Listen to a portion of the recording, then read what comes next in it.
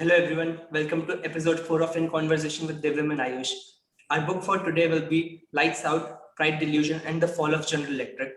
So before we start, I want to give a background on what General Electric is.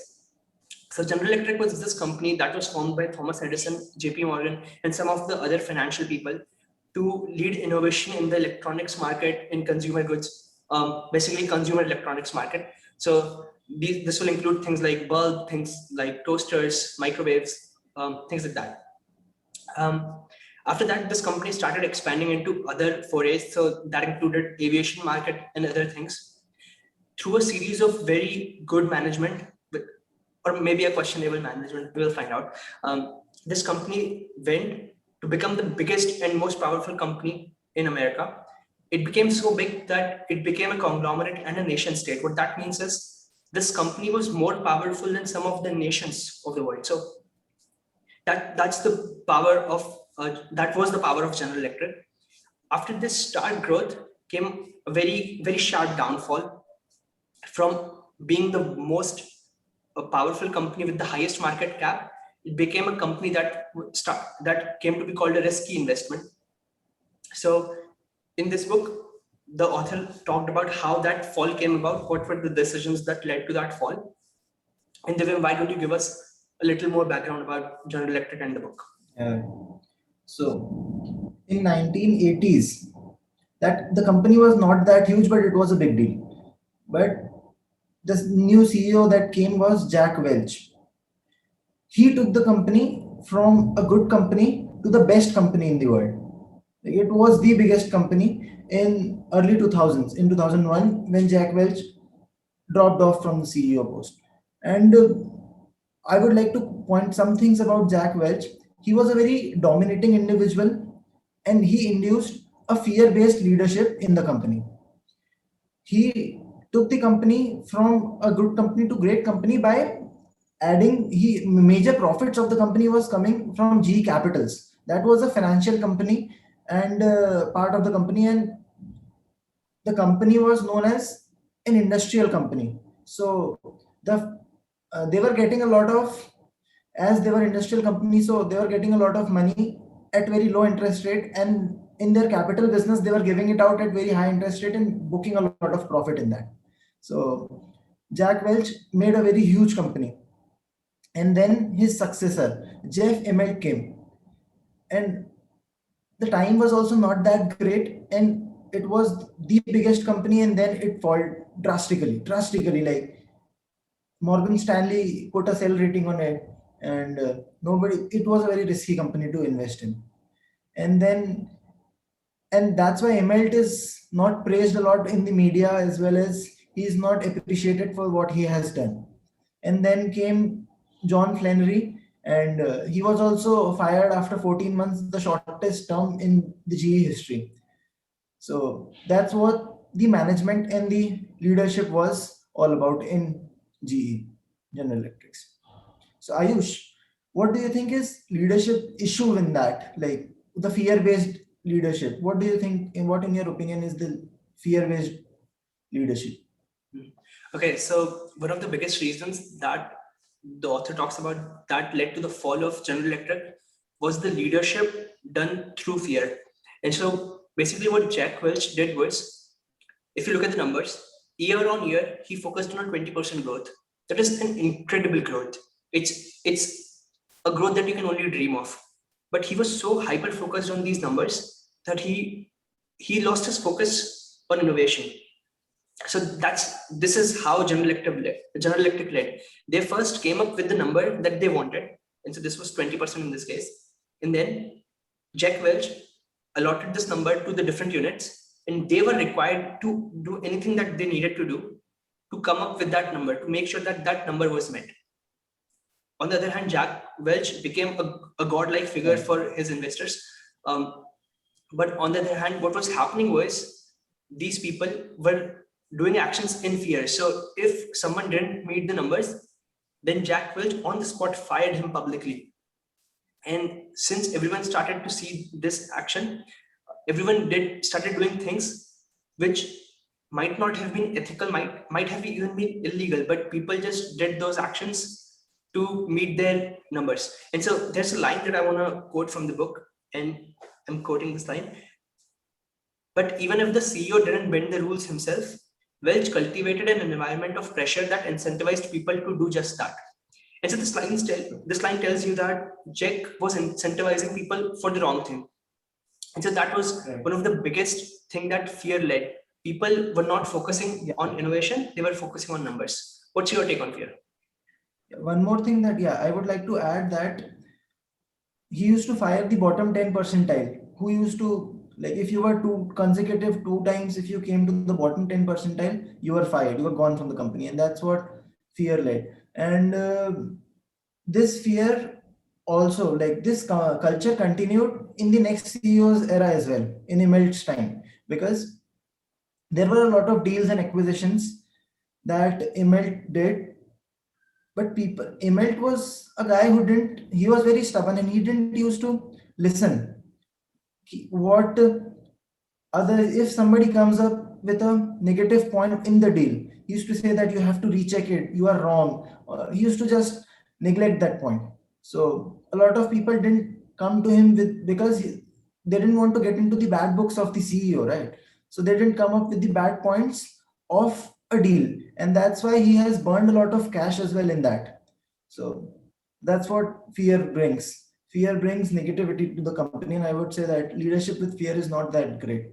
Yeah, he used to say that if you are against what Immelt said, then you are basically not interested in helping the team, which is such a wrong way to look at things. A leader should always look at every possible thing that might be against him. He should be pulling inputs from people who ask what are the things that can go wrong. But on the other hand, Welch and Immelt both had this vision that they were right, and if people oppose them, then they are not interested in contributing to the success of the team. So yes. Yeah, he was a very charming individual and very optimistic, I would say. But the nature of inducing fear was not that great. And one more thing is that he didn't bring out the truth. He painted a very rosy picture of the company to the investors, to the stock market, to the Wall Street. And that was also not a very good ideology to follow, because one day the truth will come out, it never hides.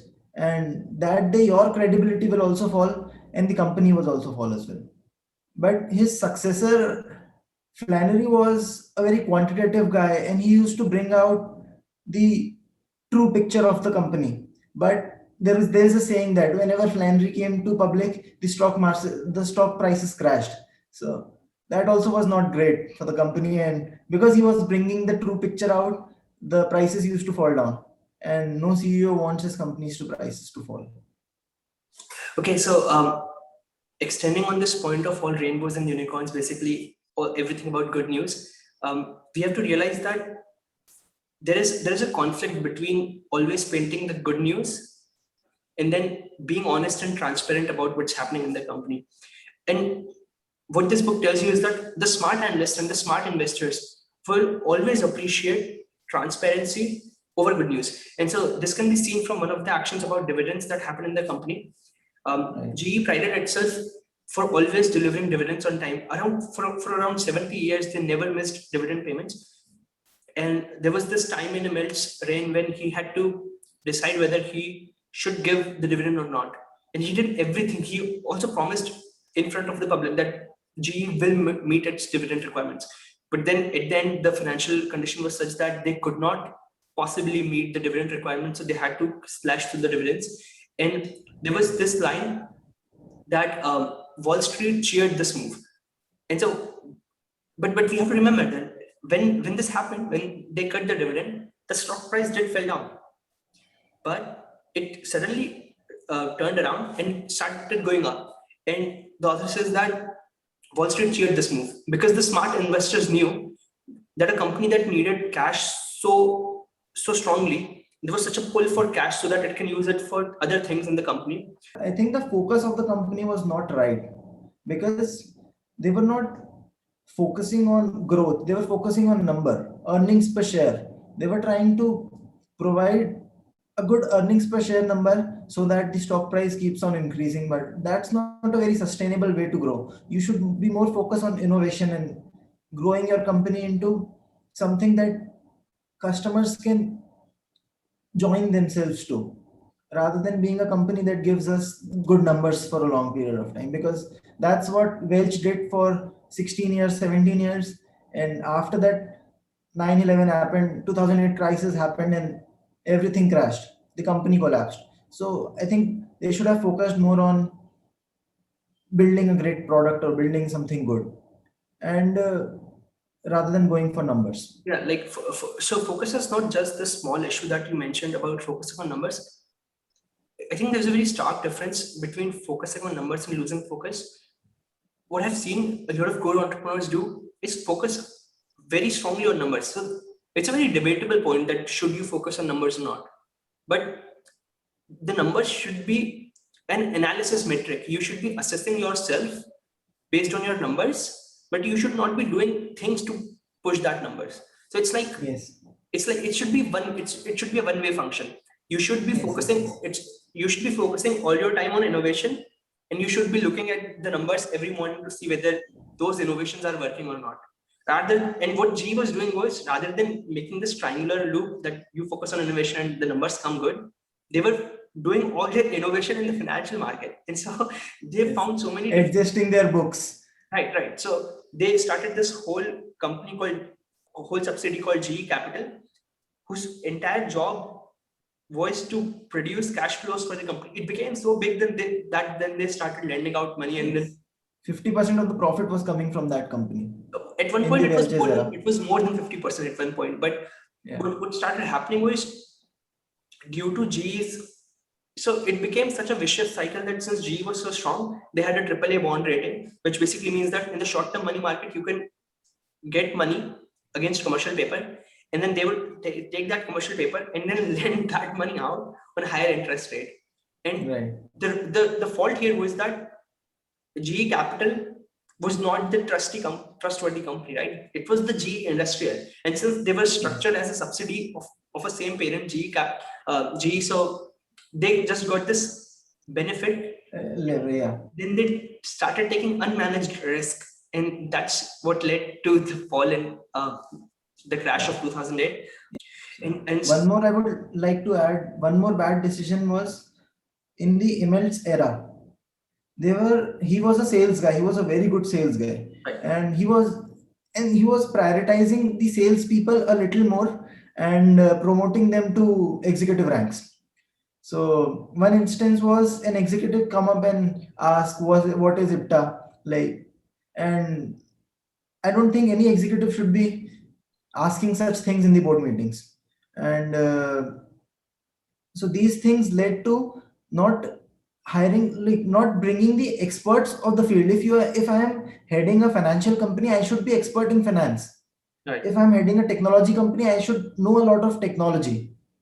But if I'm heading a sales company or a marketing company, I should be a sales guy. That's a fair point. But all the salespeople were getting promoted. Yeah, if you're doing a company that requires expertise like this, you should almost always be hiring. So to quote our last book, you should be hiring the world-class people. So Yeah. hire the world-class people in every section of the company that they're doing. So there were people in the financial GE Capital that didn't know about EBITDA. So such a horrible example. This is like this is accounting 101. You should know this Yes. on your first class. So in people leading this didn't know about that. So yeah, they should have had a very strong focus on expert hiring.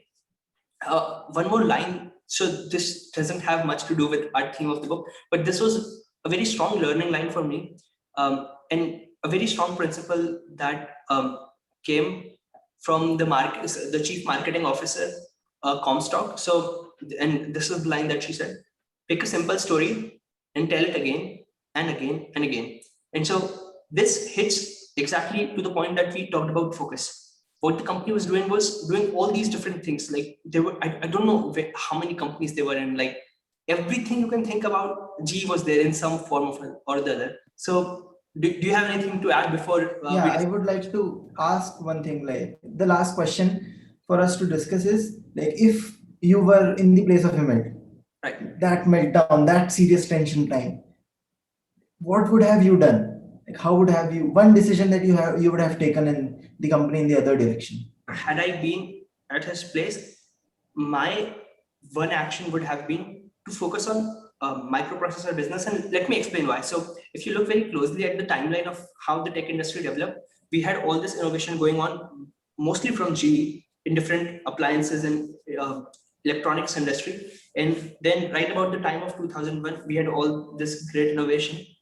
And then from 1999 to like 2004-5, we had most of the innovation in software businesses, but not much innovation was going on in hardware. Then Apple came in 2007, Steve Jobs came back and they did this iPhone, iPod thing, and they became the innovators in the microprocessor world.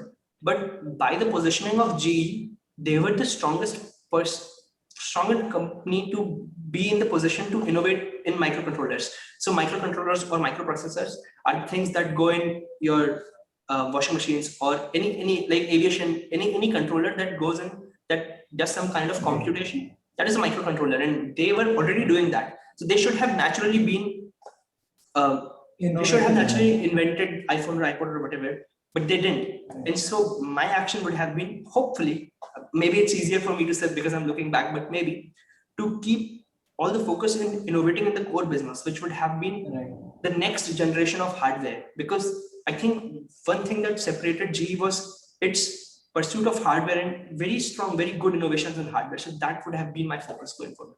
What would you say would have been your focus?